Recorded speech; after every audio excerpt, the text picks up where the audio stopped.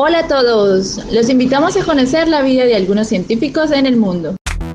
¿Conoces a uno de estos personajes? Quizás has escuchado sobre aquel hombre revolucionario que se toma selfies con la lengua afuera y su cabello despeinado. Hola, ¿qué tal? Mi nombre es Albert Einstein. Nací en 1879 en una ciudad alemana. Cuando era pequeño, mi papá y mi tío tenían un taller en donde creaban proyectos y realizaban experimentos de la época. Desde ese momento, creció mi amor por la ciencia. Yo fui un niño solitario.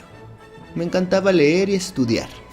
Empecé a hablar hasta los 3 años y mis padres pensaban que tenía una discapacidad intelectual.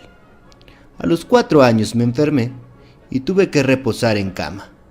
Mi papá me regaló una brújula de bolsillo y me encantaba verla todo el tiempo porque me parecía fascinante el hecho de que aquella aguja siempre apuntara en la misma dirección sin estar en contacto con nada. Siempre fui muy curioso y me gustaba saber cómo funcionaban las cosas.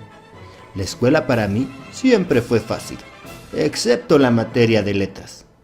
La universidad la estudié en la Politécnica de Zúrich y terminé en el año de 1900 cuando tenía 21 años y obtuve el título de profesor de matemáticas y física.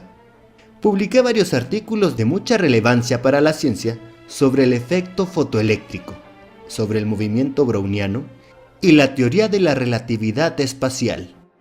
En 1921 gané el Premio Nobel de Física, que es un premio honorífico otorgado por el gobierno de Suecia a personas que hayan hecho investigaciones sobresalientes como yo. Me tocó vivir 2 guerras mundiales y yo siempre estuve en contra de la violencia.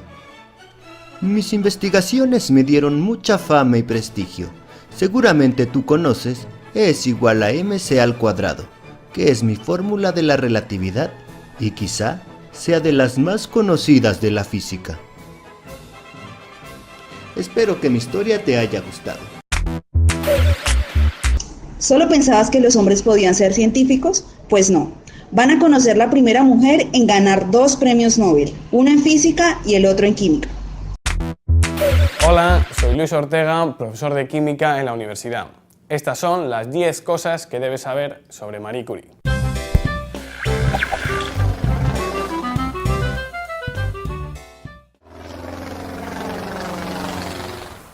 Uno. Marie Curie nace en 1867 en Varsovia, Polonia, en una familia de profesores de ciencias que siempre estaba en constantes apuros económicos. Es la quinta y última descendiente de la familia y fue bautizada como María Salomé Sklodowska. Años después cambiaría su nombre una vez casada y asentada en París. Muere en Pézy, una pequeña localidad al sureste de Francia, en 1934, a sus 66 años. 2. El 2011 fue declarado por la UNESCO como el Año Internacional de la Química en conmemoración de los 100 años del Premio Nobel de Química concedido a Marie Curie por el descubrimiento de 2 nuevos elementos. Apenas 8 años antes, Marie Curie había obtenido el Premio Nobel de Física, compartido con su marido, Pierre Curie y Henri Becquerel. De este modo, Marie fue la primera mujer y hasta ahora la única persona en conseguir 2 premios Nobel en distintas disciplinas científicas. 3. A pesar de sus éxitos científicos, Marie Curie tuvo una infancia y un proceso formativos muy complicados. De hecho, a los 9 años vio morir a su hermana y a los 11 años vio morir a su madre. Su padre, profesor de física y química, contribuyó a la formación científica de Marie. Sin embargo, no pudo rellenar todas sus aspiraciones científicas debido a que en la Polonia de aquella época, ocupada por Rusia, las mujeres tenían prohibido el acceso a la educación superior. 4. Las dificultades económicas marcaron la vida universitaria de Marie Curie en París, donde se matriculó en 1891 en la Sorbona, la mejor universidad de Francia hasta entonces. Allí malvivía en un frío ático situado en el 6º piso de un céntrico edificio parisino. Cuesta imaginarse a Marie subiendo las escaleras cargada con sacos de carbón para calentarse con su estufa o durmiendo bajo kilos de ropa para protegerse del frío. A pesar de las dificultades, Marie se graduó en física en 1893 como primera de la clase y en matemáticas en 1894 como segunda de la clase. La pasión de Marie Curie por la ciencia era tan grande que antes de viajar a París se había matriculado en una universidad clandestina de Varsovia, arriesgándose a ser detenida por la policía rusa y ser enviada a las cárceles de Siberia. 5. Aunque costó formalizar la relación, se enamoró de Pierre Curie desde el primer momento en que lo conoció en una reunión informal de físicos en París. Ellos se casaron en 1895 por lo civil. Pierre ya era conocido en los círculos científicos debido a sus estudios de la piezoelectricidad en los cristales de cuarzo. Estos cristales serían utilizados poco después por Marie para hacer estudios de la extraña ionización que producían en el aire unos elementos como el torio y el uranio. Esta extraña ionización había sido descubierta pocos años antes por Henri Becquerel. Marie Curie logró explicar el fenómeno y lo bautizó como radiactividad. Por esta razón, obtuvo el Premio Nobel de Física en 1903 compartido con Henri Becquerel y su marido Pierre Curie. 6. Marie Curie descubrió dos nuevos elementos, el polonio y el radio. Al polonio le dio el nombre en honor a su país natal, Polonia, y al radio se lo dio debido a que este era el elemento más radiactivo conocido hasta la época. Aunque el polonio nunca ha tenido muchas aplicaciones, sí las ha tenido el radio, pues con él dio comienzo a la radioterapia con fines médicos, que también fue descubierta por Marie Curie para curar el cáncer. La intensidad de la radiación del radio era tan intensa que hasta lo hacía luminiscente. De hecho, una de las cosas que más le gustaba a Marie Curie era pasearse por su laboratorio de noche para ver las luces que emitían todos los frascos que contenían radio. 7.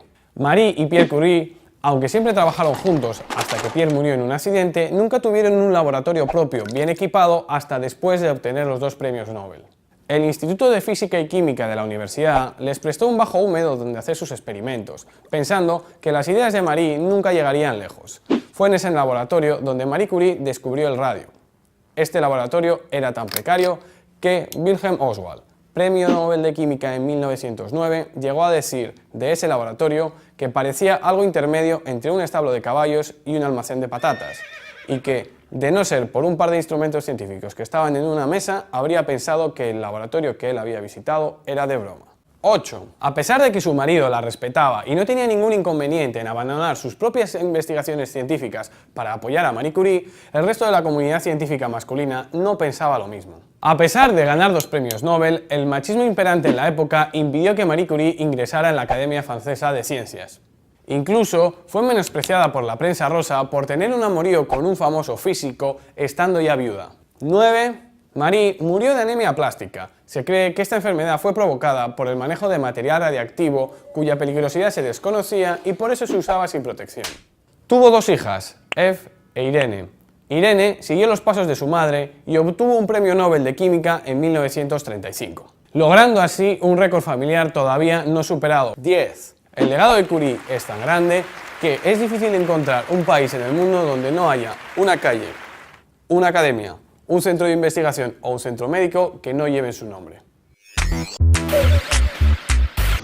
¿No te gusta ir al colegio? ¿Te aburren las clases? No te preocupes, lo mismo pensaba Ginás, el científico colombiano que pasó 30 años estudiando el cerebro. En diciembre de 1934 nació uno de los padres de la neurociencia, el colombiano Rodolfo Ginás. En 1952 se graduó del colegio después de deambular por varias instituciones educativas con las que no lograba familiarizarse por sus sistemas educativos. A los 18 años ingresa a la universidad para estudiar medicina, inspirado en su abuelo Pablo Ginás, quien era neuropsiquiatra, y a los 25 obtiene su título como médico cirujano. Formó su experiencia académica no solo en Colombia, sino también en Estados Unidos y en Suiza, país donde trabajó en el laboratorio del Nobel Walter Rudolf Hess. Llegó a Australia en 1963 para aprender de otro Nobel, el Dr. Sir John Eccles. 6 años después obtuvo un PhD en neurofisiología de la Australian National University. En 1989 plantea su propia ley científica, conocida como la ley de la no intercambiabilidad, la cual revela que cada neurona es única e insustituible. En 2002, el Dr. Ginás trabajó para la NASA como director del proyecto Neurolab, el cual tenía como objetivo estudiar sobre los efectos de los vuelos espaciales en el cerebro de los astronautas. Actualmente es el director del Departamento de Fisiología y Neurociencia de la Universidad de New York. Rodolfo Ginás, el personaje de hoy en tan solo 90 segundos. ¿Quisieras visitar algún día el Polo Sur y convivir con los pingüinos y osos polares? Este fue el sueño de una científica santandereana.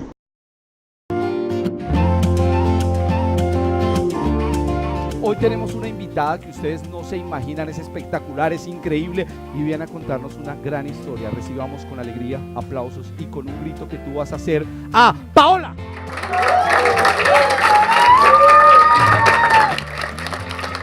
Yo soy Paola Tello Guerrero, soy física de la Universidad Industrial de Santander y fui seleccionada en la expedición más grande de mujeres científicas a la Antártida. Trabajamos alrededor del cambio climático y de la educación. Ustedes están en un taller que se llama Antártida para Valientes. Y la primera pregunta que les voy a hacer es ¿quién es valiente? Que levanten la mano los que son valientes. ¿Quién es valiente por acá? Valientes, valientes.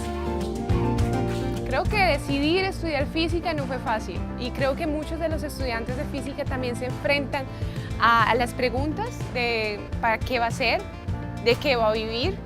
Pero cuando estaba en la universidad siempre sabía que quería que mi conocimiento fuera aplicado, que yo pudiera entender lo que estaba haciendo y pudiera explicarlo a otras personas. Y así fue. Entonces en el último año de la universidad empecé a estudiar las rocas, que es algo que puedo tocar y puedo entender. Y actualmente estudio las propiedades de las rocas en un laboratorio de geofísica y de geología. Son unas aves que decían que eran muy tontas. Ustedes las han visto en la nieve, que caminan así como tontas. Son los amigos los pingüinos. Ustedes saben por qué son blancos y negros. La parte negra es la que está arriba, en su lomo. Entonces, cuando están nadando en el fondo oceánico y un depredador está en la parte de arriba y se lo quiere comer, él se confunde con el fondo marino. Es muy inteligente, se camufla. Y cuando está cerca a la superficie, su barriguita blanca y los depredadores están abajo, lo miran hacia arriba y lo ven blanco por la luz. Yo quiero ser arquitecta, pero también me gustaría ayudar a los pingüinos. Pues yo los ayudaría primero que todo haciendo una campaña de limpieza, pues para que no haya tanta basura en los ríos y que no lleguen al mar. Me imagino que como el mar se conecta con el polo sur, debe haber mucha basura, entonces limpiaría todas esas zonas para que no se enfermen los pingüinos. No te lo puedo creer. Señoras y señores, una aguja a través de un globo. ¿Cómo se podría hacer esto? Yo les voy a decir algo. Esto no es magia, esto es... ¡Ciencia! La ciencia es un mundo mágico que me permite entender todo lo que tengo alrededor. Cuando estaba en el colegio en 10º grado, me pasaron regla y colores para entender algo que se llaman vectores en una clase de física. La física es mezclar un poco de matemáticas, un poco de ciencias naturales y poder entender el entorno. Ese momento, cuando me di cuenta que podía ser muy divertido, se abrió la puerta para el mundo y ahora soy una física que cuida el planeta. Lo que quiero ser cuando grande, estudiar algunos países, animales y ser veterinario. Uno solo tiene que imaginar las cosas para que se haga realidad.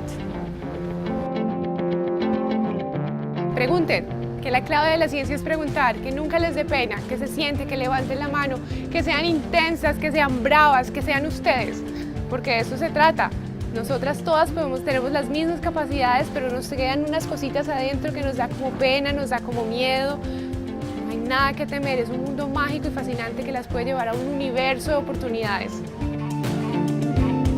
Si yo quiero ir a la Antártida y quiero ir a estudiar ese lugar y a ver cómo se hace la ciencia allá, qué animales hay, solamente tengo que estudiar matemáticas, estudiar biología. ¿Quién me va a ayudar a cuidar a los pingüinos? ¡No!